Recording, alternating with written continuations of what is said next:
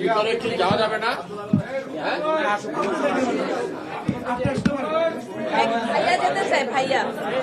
হ্যাঁ দেখে আমি একটু দেখে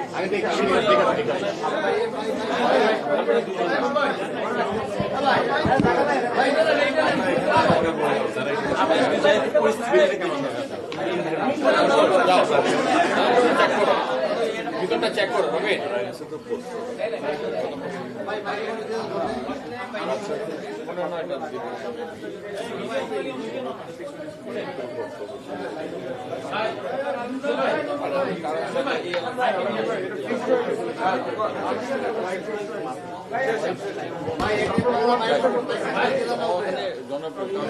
একটু তাদের সাথে দেখা করি, আগে তাদের সাথে একটু দেখা করে গেছি।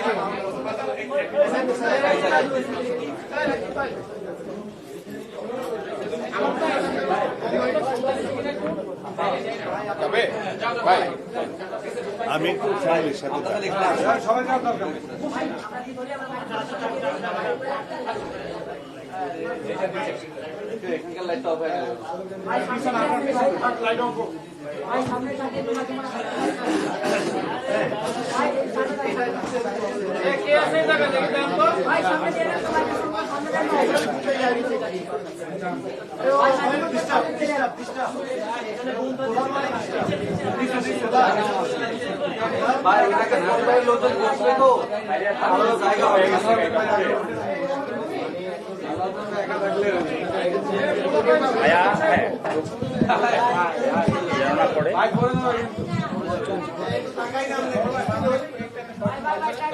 কথা কম বলি ভাই, ভিতরে কথা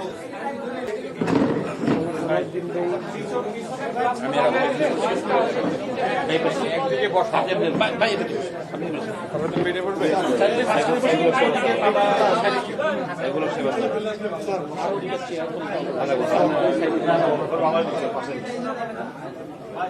এই জায়গাটায় বসা। আমরা বসবো না, আপনি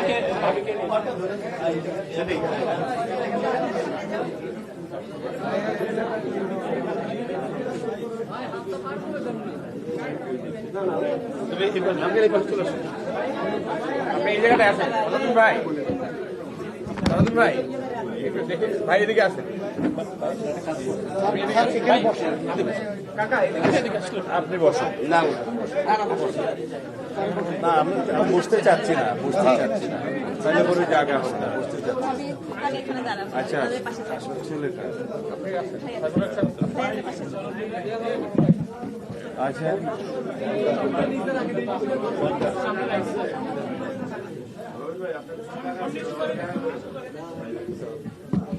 আসসালামু আলাইকুম। এটা খুবই মর্মান্তিক, বেদনাদায়ক। ভাই আসতে ভাই কথা বলতে শুনি।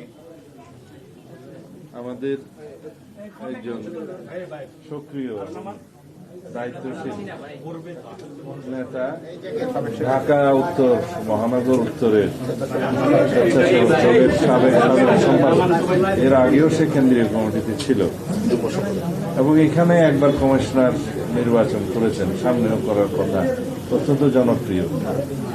তাকে যেভাবে হত্যা করা হয়েছে সেটা অনেকটা মনে হয় যেন পরিকল্পিতভাবে হত্যাকাণ্ড।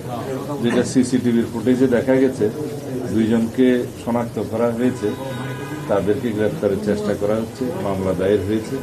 কিন্তু এর সাথে আমরা মনে করি যারা নির্বাচন বিরোধী, গণতন্ত্রের বিরোধী শক্তি, পতিত ফ্যাসিবাদী শক্তি এবং তাদের দোসররা, তারা তাদের ষড়যন্ত্রের অংশ হিসাবে এরকম আরও অনেক ঘটনা হয়েছে এবং সামনে হয়তো তাদের সে পরিকল্পনা আছে। যারা গণতন্ত্র চায় না, নির্বাচন চায় না এবং নির্বাচনকে যারা অনিশ্চিত করতে পারলে লাভবান হবে, সেই জাতীয় কোনো অপশক্তি এর পিছনে আছে কিনা সেটা খতিয়ে দেখতে হবে।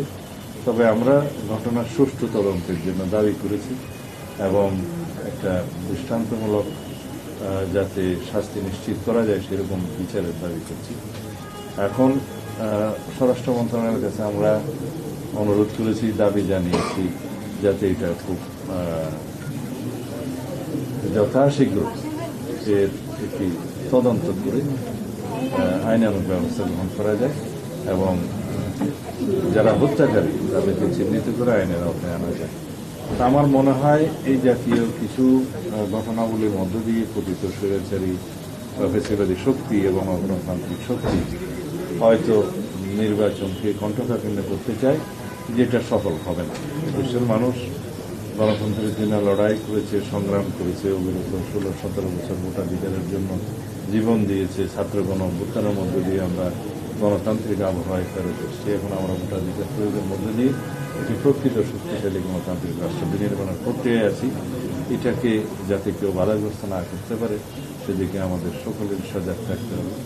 আর এই হত্যাকাণ্ডের যথাযথ তদন্ত এবং বিচারের জন্য আমরা আবারও জোর দাবি জানাচ্ছি সংশ্লিষ্ট কর্তৃপক্ষের কাছে এবং বিশেষ করে স্বরাষ্ট্র মন্ত্রণালয়কে অনুরোধ করব যাতে ভবিষ্যতে এরকম কোনো দুর্ঘটনা না হতে পারে, হত্যাকাণ্ড না হতে পারে। সেই জন্য আগের থেকে প্রিকশনারি মেজার্স যেন নিয়ে রাখে, ঘটনা ঘটবার পরে যেন তদন্ত না করতে, আগে থেকে যেন সতর্কতা অবলম্বন করে, সেটাও একটা আইন শৃঙ্খলা রক্ষাকারী বাহিনীর দায়িত্ব। ধন্যবাদ। আমি আমাদের মাননীয় চেয়ারম্যানের পক্ষ থেকে, জনাব তারেক রহমানের পক্ষ থেকে আমি আজকে ওনার নির্দেশে এসেছি।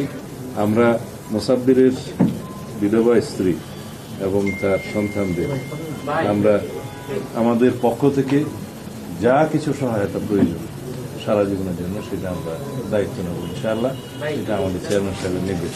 তাদের একটা প্রশ্ন ছিল, হিউম্যান রাইটস সাপোর্ট সোসাইটির তথ্য বলছে গত 1 বছরে 133টি রাজনৈতিক হত্যা হয়েছে। সেই জায়গায় 93 জনে বিএনপি নেতা।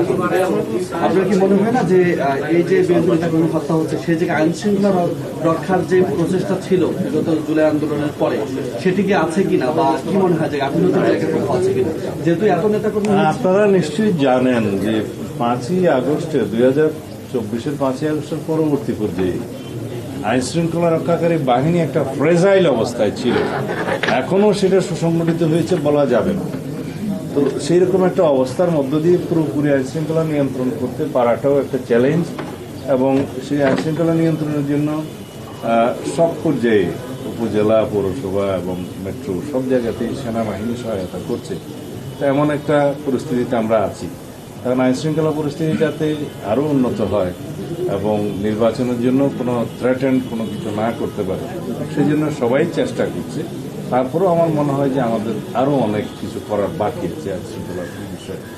আমার প্রেক্ষাপটে কি আগামী নির্বাচনে কোনো সংখ্যা তৈরি হবে কিনা আপনাদের কি মনে হয়? আমি আগেই বলেছি, এই জাতীয় কিছু ঘটনা করে, হত্যাকাণ্ড করে যারা মনে করে যে নির্বাচনকে কণ্ঠকাঠিন্য করবে সেটা সফল হবে না। তবে তাদের চেষ্টা তারা চালিয়েই যাবে। আমি মনে করি যে তাদের ষড়যন্ত্র অব্যাহত আছে। ধন্যবাদ।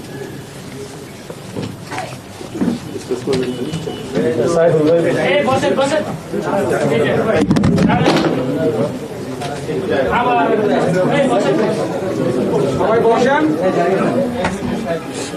আপনার নাম্বার চেঞ্জ আগেরটা তো নাই, এখন যেটা নাম্বার